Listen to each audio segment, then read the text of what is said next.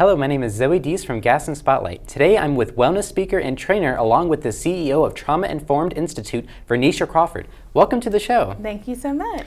So you're like a multiple trick pony from being a master certified coach to getting your general psychology degree. So tell me all about that. Yeah, so I have always loved education. My father told me that education was really, really important.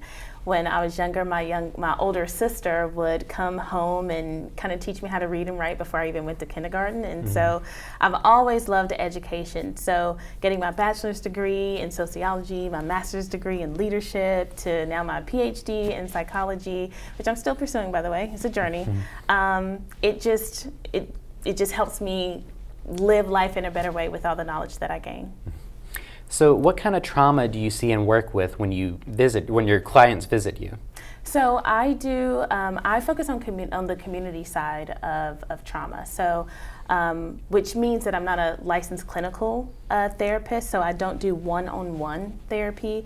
I focus on how organizations and communities experience trauma, a collective trauma, and a large part of my work deals with helping people within the workplace, teaching them self-regulating tools of how to deal with their own emotions and the things that they manage throughout the day. Because if we can individually learn how to self-regulate and deal with adversity, it will help us, deal with it as a community. So that's really like the angle of my work. So you are the founder of multiple businesses. Could you tell me and explain what they are? Yeah, so the Trauma Informed Institute is my for-profit company, and we offer trauma-informed certifications for managers and leaders. And that really, again, is like helping people within the workplace deal with trauma, right? Or, how to manage through it. My nonprofit company, the BYE Foundation, we focus on raising awareness about trauma within the community and families. And we specifically focus on raising awareness around childhood adversity and creating opportunities to promote wellness within families and children. Girl, you got a lot on your plate. How do you manage all that? I take it one day at a time, probably 1 hour at a time. And, I do what I can. If I can't do it, I won't do it, right? And I think that's really important for people to just acknowledge like what their level of capacity is.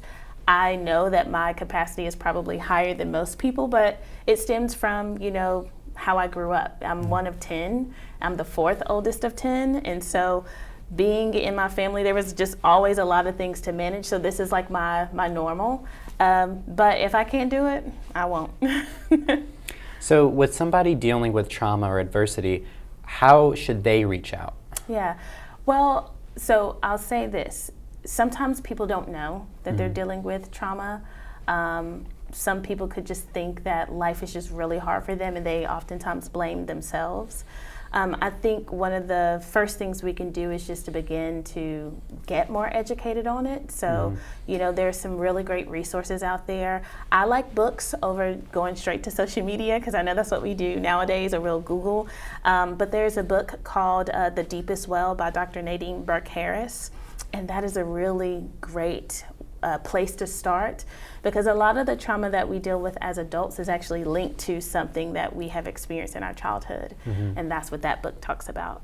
And then the second book I would recommend is What Happened to You by Dr. Bruce Perry and Oprah Winfrey, and that just builds nicely on the first book. And once you read those books and kind of begin to like digest that information, they have a lot of great resources in them. So I would start there before immediately trying to, get with a therapist or, get into a peer support group, because what you don't want to do is try to get help without a lot of information, because you could actually re-traumatize yourself in the process. So you want to get educated before you start seeking support and help. Right. So a little birdie told me that you have a TED Talk coming up pretty soon. Can you tell us about that opportunity? Yeah, first of all, I'm nervous. Oh yeah. It's a big opportunity. It's a great accomplishment to be even considered to give a TED Talk. But my topic, the title of the topic is When Work and Wellness Collide. And I'm really, really excited to talk about this because I believe that, I grew up believing that work was the key to survival. And as time has went on, while we have been working to survive, now we're also trying to survive the workplace. So it feels like we're just surviving everywhere we go. And I really think it's important for us to incorporate wellness in every aspect of our lives. And I also want to disrupt this myth of work-life balance. When you look at work slash, like how it's written is work slash life, and it looks like work is half of life. But that's not true, right? Like it's just a small portion of our life. And so I want to like demystify, like I want to like get rid of that notion of work-life balance. It's really about having overall life management, and work is just a small part of our lives that deserves a small part of our time, not half of it. So with your work, with people who want to get into your work, what advice would you give to them? To do this work, you have to have a lot of resilience, and you have to be prepared to deal with your own stuff. I deal with people every single day, and I also know that there's a line that I'm not going to cross because I'm not a clinical therapist. I have a lot in my toolbox. I have a lot of resources. I have a lot of them on speed dial.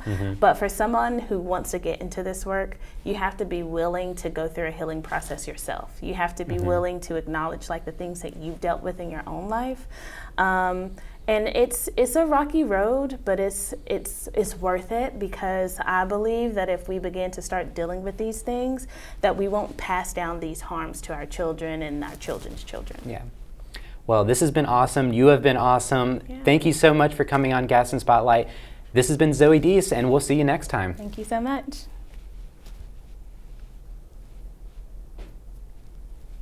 Okay, so like you're a one-trick pony, right? Or multiple trick? I think I'm like... Is there more of you?